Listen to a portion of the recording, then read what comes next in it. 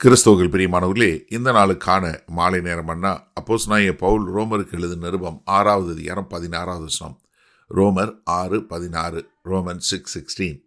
மரணத்துக்கு ஏதுவான பாவத்துக்கானாலும் நீதிக்கு ஏதுவான பாவத்துக்கானாலும் எதற்கு கீழ்ப்படியும்படி உங்களை அடிமைகளாக ஒப்புக் கொடுக்கிறீர்களோ அதற்கே கீழ்ப்படுகிற அடிமைகளாய் இருக்கிறீர்கள் என்று அறியீர்களா?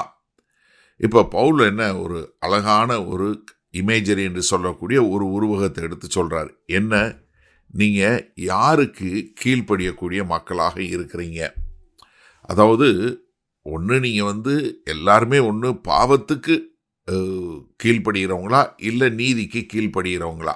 இங்கே என்ன ஒரு முக்கியமான காரியம், நீங்களா விருப்பப்பட்டு இதில் கீழ்ப்படுகிறீங்களா? அப்போ யாருக்கு நீங்கள் விருப்பப்பட்டு கீழ்ப்படுகிறீங்களோ அவர்கள் உங்களுடைய எஜமானன் ஆயிடுவாங்க. ஏன்னா கர்த்தராகிய இயேசு கிறிஸ்து யோவான் 8வது அதிகாரம் 34வது வசனம் சொல்லும்போது ரொம்ப அழகாக சொல்லி கொடுத்தாரு. என்ன, பாவம் செய்கிற எவனும் பாவத்துக்கு அடிமையாய் இருக்கிறான் என்று மெய்யாகவே மெய்யாகவே உங்களுக்கு சொல்லுகிறேன். என்ன, பாவத்துக்கு வெளியே செய்கிறவன் பாவத்துக்கு அடிமையாகி இருக்கிறான். அதனால தான் முதல் பாவமாகிய பூமியில் நடந்த பாவத்தில் இங்கே காயினுக்கும் ஆவேலுக்கும் நடக்கும்போது தேவனாகிய கர்த்தர் ஆதியாகமம் 4வது அதிகாரம் 7வது வசனம் சொல்லும்போது, நீ நன்மை செய்தால் மேன்மை இல்லையோ, நீ நன்மை செய்யாதிருந்தால் பாவம் வாசற்படியில் படுத்திருக்கும், அவன் ஆசை உன்னை பற்றி இருக்கும், நீ அவனை ஆண்டு கொள்வாய். ஏன்னா இதே ரோமர் 6வது அதிகாரம் 13வது வசனத்தில் சொல்லும் என்ன சொல்லி கொடுத்தாரு, நீங்கள் உங்கள் அவயவங்களை அநீதியின் ஆயுதங்களாக பாவத்திற்கு ஒப்புக்கொடாமல் என்ன பண்ணுங்க, உங்களை மரித்தோரிலிருந்து பிழைத்திருக்கிறவர்களாக தேவனுக்கு ஒப்பு கொடுத்து உங்கள் அவயவங்களை நீதிக்குரிய அவயவங்களாக பயன்படுத்துங்கள் என்கிற காரியத்தை சொல்லி கொடுத்தாரு. அப்போ என்னன்னா இதில் நம்ம என்ன நினச்சக்கூடாது, பாவம் பரிசுத்தம் இதுக்கு நடுவில் இருக்கிறேன் அது இல்லைங்கிறத அங்கே சொல்லி கொடுக்குறாரு. நீங்கள் செய்யக்கூடிய ஒவ்வொரு காரியமும் ஒன்று உங்களை பாவம் மரணத்திற்கு கொண்டு போய் சேர்க்கும், இல்லை கீழ்ப்படியும் போது நீதி கொண்டு போய் சேர்க்கக்கூடியதாக இருக்கும். மத்தேயு 6வது அதிகாரம் 24வது வசனத்தில் ஆண்டவர் சொல்லும் என்ன சொல்லி கொடுத்தாரு, நீங்கள் 2 எஜமானனுக்கு ஊழியம் செய்ய முடியாது. எப்படி, ஒருத்தரை பகைத்து இன்னொருத்தரை வெறுப்பீங்கன்னு.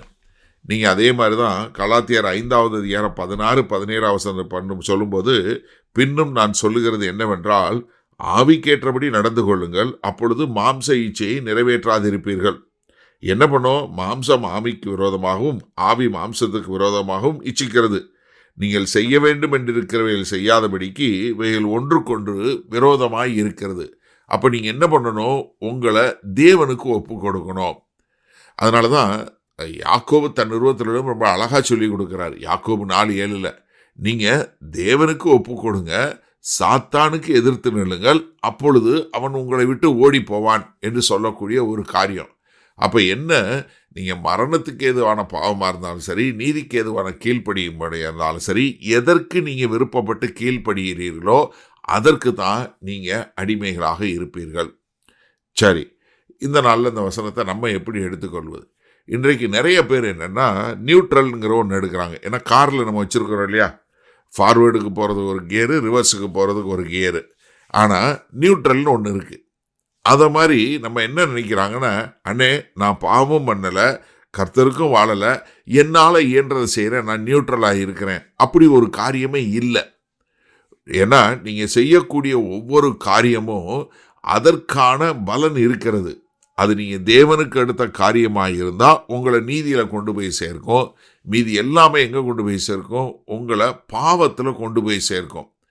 இப்போ நீங்கள் உங்கள் கூட வேலை பார்க்குறவங்களோ இல்லை கல்லூரியில் படிக்கும்போது உங்கள் கூட இருக்கிறவங்களோ அவங்கள மாதிரி நீங்கள் இருக்கணும் அப்படின்னு சொல்லக்கூடிய ஒரு காரியத்தில் நீங்கள் போகும்போது என்ன ஆகும், ஒன்று நீங்கள் அவங்களோட சேர்ந்து போயிடுவீங்க, இல்லைன்னா நீங்கள் தேவனுக்கென்று பிரித்தெடுத்து வைக்கக்கூடிய மக்களாக இருப்பீங்க. ரெண்டுக்கு இடையில இருக்க முடியாது. எனக்கு கொஞ்சம் காலத்திற்கு முன்பாக நம்ம சபையிலிருந்து ஒரு சகோதரன் என்கிட்ட சொன்னான், இங்கே இந்த சூதாடுகிற ஒரு கம்பெனி இருக்குது, அந்த கம்பெனியில் அவனுக்கு ஒரு வேலை கிடைத்தது. அவன் அந்த கம்பெனியில் போய் வேலை செய்யும்போது வேலை செஞ்சுட்டு என்கிட்ட சொன்னான், அண்ணே இந்த மாதிரி கம்பெனியில் வேலை கிடைச்சிருக்கு, எனக்கு விருப்பமே இல்லை அப்படின்னு. நான் சொன்னேன், அப்படின்னா வேலையை விட்டுரு, ஒன்றும் கவலைப்படாத, கர்த்தர் அதுக்கான கதவை திறப்பார், ஏன்னா உனக்கு கர்த்தர் என்ன சொல்கிறாரோ அதை மட்டும் நீ செய்டா தம்பின்னு. அப்போ அவன் அந்த வேலையை விட்டுட்டான். என்ன, அவனுக்கு மனசுக்குள்ளே ஒரே பாரம், நம்ம இப்படிப்பட்ட ஒரு தவறான காரியம் செய்கிறோன்னு.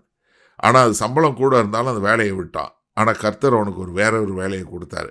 அப்போ என்னன்னா, நம்ம ஒன்று தேவனுக்கென்று வாழ முடியும், இல்லை அநீதியான உலகத்தில் சம்பளம் கூட கிடைக்குது, காசு கூட கிடைக்குது அப்படின்னு சொல்லக்கூடிய காரியம். அப்போ என்னன்னா, நீங்கள் பாவத்திற்கு ஒப்பு கொடுக்கும்போது ஆவிக்குரிய முறையில் பிரித்தெடுத்து ஒரு மாரல் டெக்கே என்று சொல்லக்கூடிய உங்களுடைய அறநெறியான வாழ்க்கை போய் உங்களுடைய நோக்கம் போய் அழிவில் போயிடுவீங்க. அதனால கர்த்தருக்கு கீழ்ப்படிந்து தேவ நீதியாக வாழ ஒப்புக்கொள்வீங்களா? வல்லபிதாவே, இந்த செய்தியை கேட்டுக்கொண்டு இருக்கிற எனக்கு அருமையான சகோதர ஒவ்வொருவரும், ஆமாண்டவரே, நோ நியூட்ரல் என்பதை புரிந்து கொண்டு கிறிஸ்துவுக்கு கீழ்ப்படிந்து நீதியின் பிள்ளைகளாய் வாழ ஒப்புக் கொடுக்கிறோம். இயேசு கிறிஸ்துவின் மூலம் பிதாவே, ஆமேன். கர்த்தர் உங்களை ஆசீர்வதிப்பாராக. நம் நாளை காலை தினசரி தியானத்தில் சந்திப்போம். Good night.